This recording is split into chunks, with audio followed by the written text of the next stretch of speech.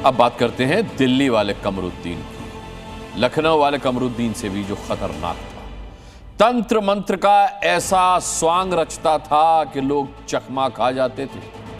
UP, Rajasthan समेत कई शहरों में इसने लोगों को झांसा दिया, लेकिन फंसा तब जब दिल्ली में ट्रिपल मर्डर केस में पुलिस इस कमरुद्दीन की तलाश में जुटी। पता चला कि यह कमरुद्दीन तो सीरियल किलर है। घर में ही मजार, हर रोग दूर करने वाला इलाज।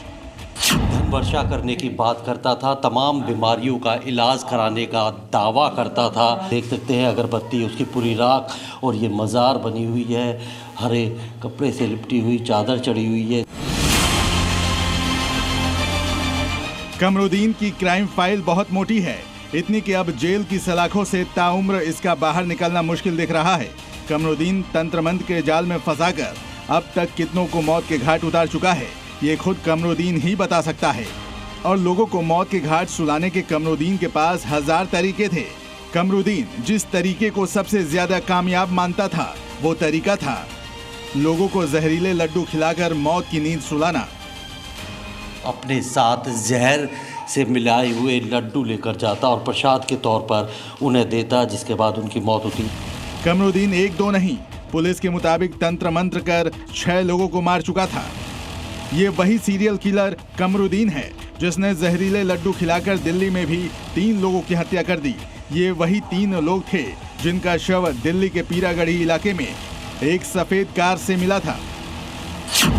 दिल्ली पुलिस ने खुलासा किया है कि तीनों की मौत जहरीले लड्डू खाने से हुई थी, जो कि उन्हें कमरुद्दीन ने खिलाया था। तीनों के साथ कार में उस दिन कमरुद्दीन भी मौजूद था, जिसके बाद अब उसे गिरफ्तार कर लिया गया है। खुद को तांत्रिक बता धन वर्षा का लालच देकर लोगों की हत्याएं करने वाला कमरुद्दीन लोनी के इसी घर में रहता है। आरिफ किराना स्टोर और बिस्मिल्ला होटल जो है उसके बेटे और उसके परिवार के लोग चलाते हैं, और यहीं पर कमरुद्दीन जो है पिछले काफ़ी साल से रह रहा है और अपने शिकार को धन वर्षा का लालच देकर किसी तरीके से अपने संपर्क में लाता और फिर उन्हें कुछ ऐसा जादू टोना करके दिखाता कि उनका विश्वास कमरुद्दीन के ऊपर बढ़ जाता।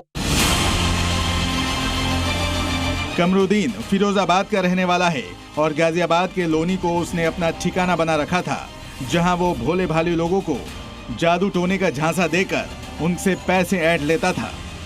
लोगों को झांसा देने के लिए उसने घर में ही मजार बना रखी थी।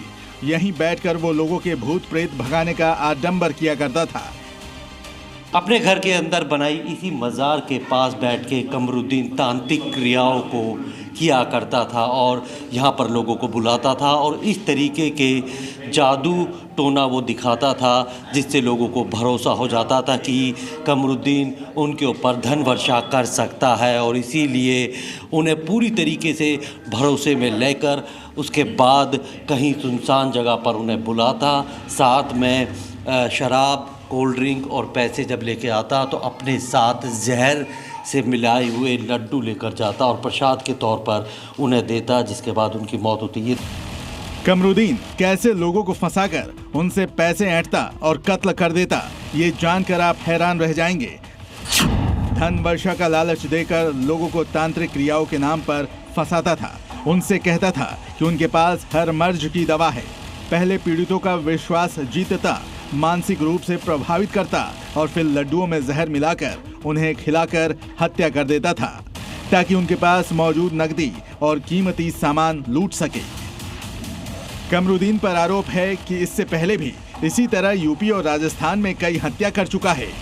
वो अब तक 6 लोगों की हत्याएं कर चुका है, जबकि पुलिस को शक है कि ये संख्या काफ़ी बढ़ सकती है, क्योंकि कई सारी ऐसी हत्याएं को आत्महत्या भी मानकर कई राज्यों की पुलिस ने केस बंद कर दिया होगा। अब पुलिस उन अनरिपोर्टेड मामलों की जानकारी भी जुटा रही है, ताकि इस सीरियल किलर के बारे में पूरी क्राइम कुंडली उसके सामने आ सके। दिल्ली में जिन 3 लोगों के शव एक साथ मिले थे, उन्हें कमरुद्दीन ने इसी तरह लालच दिया कि उसके तंत्र मंत्र से पैसों की बारिश होने लगेगी। इसके लिए कमरुद्दीन ने इन लोगों से भी 2 लाख रुपए ठग लिए और जब देखा कि पैसे मिल गए तो इन लोगों को जहरीला लड्डू खिलाया और कैश लेकर फरार हो गया। पुलिस कमरुद्दीन को 5 दिन की रिमांड पर लेकर उसके कितने और शिकार हैं पता लगाने की कोशिश कर रही है। कमरुद्दीन जैसे लोग आपके आसपास भी हो सकते हैं, लिहाजा जरूरी है कि किसी लालच में आने से बचें, क्योंकि ये मौत का सौदा साबित हो सकता है। प्रमोद शर्मा, जी मीडिया, गाजियाबाद।